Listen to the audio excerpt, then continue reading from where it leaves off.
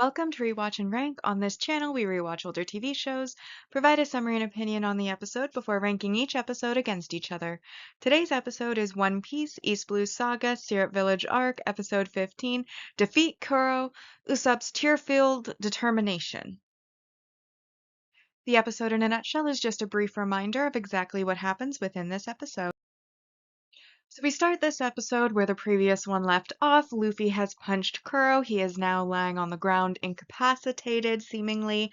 And this is when the vegetable children decide to come out of nowhere with pans and shovels and a stick and start beating on him, despite Usopp and Kaya kind of telling them to not. And they keep beating him until they decide that, you know what, he's suffered enough, we're going to stop. And then he, of course, immediately gets up, or very shortly after gets up, and they get scared, but he just walks right by them and kicks Usopp in the stomach, sending him flying, while basically telling his crew, or more specifically Django, to get a move on with the plan, kind of thinking the children are beneath him. Django then sends Bucci after Zoro, and Zoro gets held up briefly by this, while Django does start to make his way towards where everybody has kind of gathered: Kaya, Usopp, the vegetable children, and Kuro. Luffy is still further back, kind of observing what's happening. Zoro gets annoyed, defeats Bucci officially,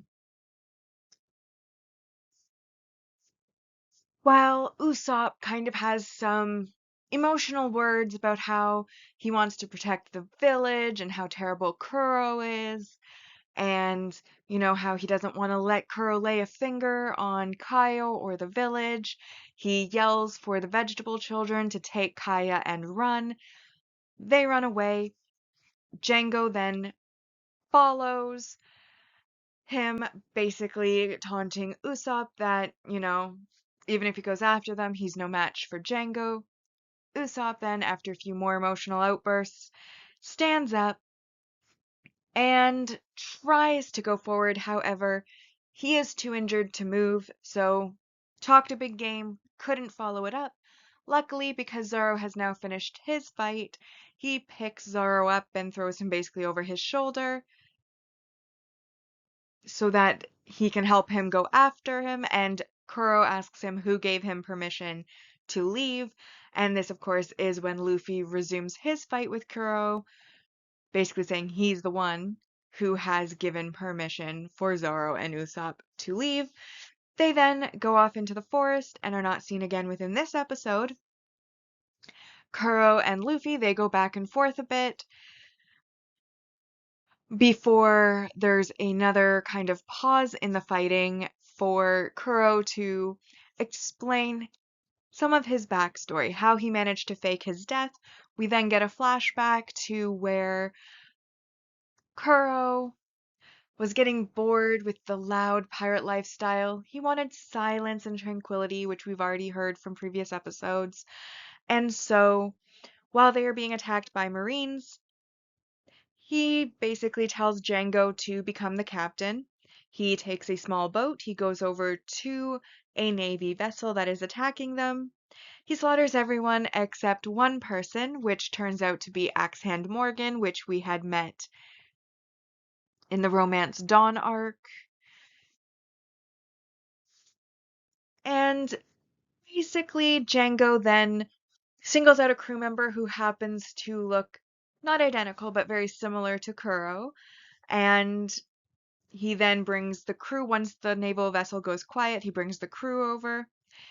They board, see the slaughter, and Django basically hypnotizes this look-alike stand-in crew member to believe that he is Kuro and has killed all of these Marines. And then he hypnotizes Axe-Hand Morgan, who did not have a metal jaw or an axe hand at this point, though we do see Kuro stepping on his jaw and his arm in the episode, so we now know the origin of those particular features. And He basically hypnotizes Axan Morgan to execute the lookalike at a naval base, accidentally hypnotizing himself as well to believe that he was the one who captured Captain Kuro. We then basically return to the ship where Kuro says that this is the start of his plan. Then we return to the present, and Kuro makes another attack at Luffy.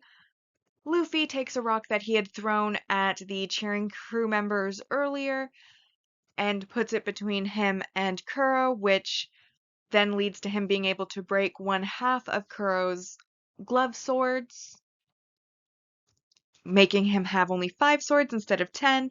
And he basically just tells him that, if he couldn't hack being a famous pirate, then he wasn't fit to be a pirate anyways. And then he basically tells Kuro that he is well trained to be a pirate. And when it comes to ambitions, his are far greater. And that's where our episode ends. So now that we've been reminded what happened within this episode, it's now time to rank the episode. As always, we're ranking on our 2 lists, our mostly objective ranking list, which is void emotion, but bias and judgment can still apply, and then the personal list, which is entirely emotional and opinion based. So as always, we'll start with our mostly objective rank values, and I didn't feel like any of the negatives applied specifically to this episode. So we will look just at the positives, and our first positive is worth 2 points, and that is our single arc main character development, which is, of course, the flashback of Kuro faking his death by replacing himself with a lookalike crew member, and then using Django's hypnosis to make the crew member believe he is Captain Kuro, and Axan Morgan to believe that he is the one who captured Kuro. We then have our resolved battle between Bucci and Zoro, which was very briefly at the beginning of the episode, where Bucci made a bit of a comeback, but Zoro has now officially defeated him as he's now left the scene. So that battle has ended, and that was worth another 2 points. And then last but not least, we have worth 4 points our multi-arc main character growth, and this is because Luffy debuts a new attack, which is the Gamu Gamu Spear attack, which we have not seen before, so he's growing. And that then makes this episode out of 10 an 8. And so with our arc ranking so far and our mostly objective ranking, we have in first place the world's strongest weirdo, Django the Hypnotist, the terrifying duo, Nyambram Brothers, versus Zoro, defeat Kuro, Usopp's tear-filled determination, which is this episode, is in third place. Then we have Honorable Liar, Captain Usopp, revealing the conspiracy, the pirate caretaker, Captain Kuro, Battle, the Black Cat pirate crew, Battle on the Slope. We then have Luffy's revival, Miss Kaya's life and death confrontation in 7th place. So now we come to my personal ranking, and starting on the positives, because we should always start on a positive note. What I liked about the episode was the backstory flashback. I always like to learn new information. I also liked the parts of the episode where Luffy was battling Kuro. Like I said, we got a new attack, which is always exciting when the character grows and reveals a new attack type. I also like the end where, Luffy's kind of telling Kuro that he's not cut out to be a pirate if he can't handle fame on the sea, and that, when it comes to ambitions, his is far greater, which of course it is, because his goal is to be the king of the pirates, and that he kind of gets to one-up him with, basically disarming half of his weaponry from 10 swords down to 5. I also like how nice it is of Zoro to pick up Usopp and carry him into the woods to help Kaya. That's a very sweet thing to do. And that's about it for the positives, in my opinion. I'm not big. Okay, so the vegetable children, they are entertaining children. And anime children are way better than child actors, I will say that. But like the fact that you are dealing with someone with 10 swords attached to each, like a sword attached to each finger, and you come out with like shovels and pans and start wailing on them. I'm like, that's just objectively so dumb. And I know children aren't as smart as adults, but it's just like, seriously? And then, then they turn, once they get scolded and they're like, that's enough, then they turn to like Usopp and Kaya like they've done something really big and scold him for not letting them help with the fight. And it's like, you can't do anything. You're a child. Like, why they even felt the need to be there. And then, of course, Usopp does tell them to run away with Kaya, which they do to get them out of there. But while I think they are comedic and it is cute that they're kind of Usopp's little gang on the island, their involvement in this bigger adult fight is a little bit questionable, in my opinion. I also don't like people who talk a big game without being able to back up their words. You know, here's Usopp, I won't let you lay a hand on anybody in the village, and he can't even stand up. So he cannot back up his words. Now, lucky for him, he does have Luffy and Zoro there, who are very strong combatants, to help him out. But like if it was up to him, all of his big talk about saving the village would have been for naught because he could not do it. He could not stand up. Now, as I've mentioned in previous episodes, for Usopp, I do give him the grace that his particular skill set is being a long distance sharpshooter with his oh my God, I forgot what it's called. Slingshot, with his slingshot. Don't know why that left my brain for a moment, but his slingshot. So he isn't meant to be necessarily a close range fighter. So this is not playing to his strength, and therefore he does not make a great showing in his own introduction arc, which I think is why it took a while for me personally to warm up to him as a character. But in this, there was a lot of crying, there was a lot of yelling from him. There was a lot of grandstanding, and then he can't even stand up. And he needs Zoro to literally carry him over his shoulder to actually go after Kaya.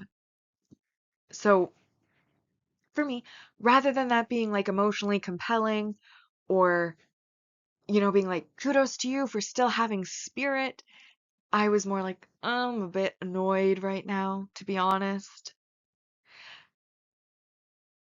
And then I also feel a little bit sorry for Kuro's crew because they start cheering and then they get a rock thrown at them. They haven't been able to do much of anything. They're just kind of standing around.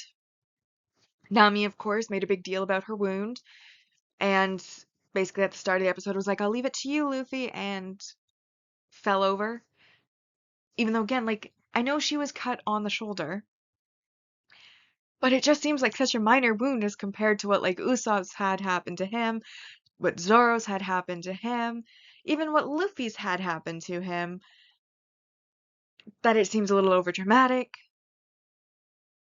But it wasn't the worst episode in this arc, and so there were those positives with the fight, and again, to reiterate the positives with Luffy's clever kind of comebacks, and I did enjoy the backstory because, you got to see the origin not just of Kuro's plan and him faking his death, but also like Axe Hand Morgan, his claim to fame, how he became the terrible Navy cap. Is he a captain? Anyways, he was in charge of a naval base, got his position, and how he was completely undeserving of it, which makes sense because we saw he wasn't that great at his job. So it's kind of like a 2-for-1 on developing characters and giving a backstory. And I really did enjoy that. And that is why I gave it a 4 out of 10. Which then brings our arc rankings so far on the personal ranking to, in first place, Battle, the Black Cat Pirate Crew, Battle on the Slope, The World's Strongest Weirdo, Django the Hypnotist, the terrifying duo, Yabam Brothers versus Zoro, Honorable Liar, Captain Usopp. This episode came in 5th place, Defeat Kuro, Usopp's tear-filled determination. Then in 6th, Luffy's revival, Miss Kaya's life and death confrontation. And then in last place so far, we have Revealing the Conspiracy, the pirate caretaker, Captain Kuro. So our next ranking list, of course, is our saga ranking so far, which is where we are ranking each of the arcs within the East Blue Saga against each other. And on our mostly objective ranking so far, we have in first place Romance Dawn arc with a score of 86.67%. The Orange Town arc comes in second with a score of 76%. And then the Syrup Village arc so far has gained 49 points out of a maximum possible 100. On the personal ranking side, we actually have the Orangetown arc in first place with a score of 74%, the Romance Dawn arc in second with a total score of 66.67%, and then Syrup Village arc so far has earned 34 out of a maximum possible 100. Which now brings us to our final segment, which is our series ranking so far, which is where we are going to be ranking each of the sagas against each other based on the scores of all of the arcs within the saga. So far, on our mostly objective ranking, the East Blue Saga has earned 16 points out of a possible 80. And on the personal side, it has gained 11 points out of a possible 80. And with that, we've now rewatched and ranked One Piece, East Blue Saga, Syrup Village Arc, Episode 15, Defeat Kuro, Usopp's Tear-Filled Determination. Like and subscribe if you'd like to, and I'll see you in the next episode.